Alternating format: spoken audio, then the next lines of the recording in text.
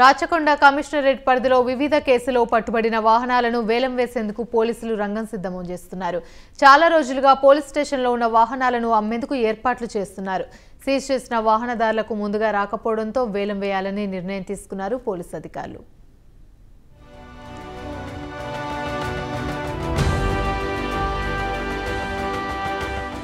Rachakonda police commissionerate పరిధిలో ఆయా కేసుల్లో పట్టుబడిన వాహనాలను వేలం వేయాలని పోలీసులు నిర్ణయించారు. వేలంపాటలో పాల్గొనేవారు Rachakonda police city arm reserved head quarters అంబర్పేటలో సంప్రదించాలని పోలీసులు చెప్పారు.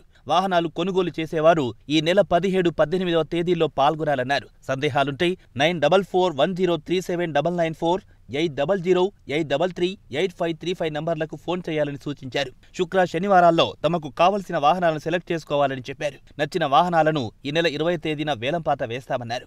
వేలంపాట సందర్భంగా ఎలాంటి ఇబ్బందులు లేకుండా అన్ని ఏర్పాట్లు చేశామన్నారు పోలీసులు.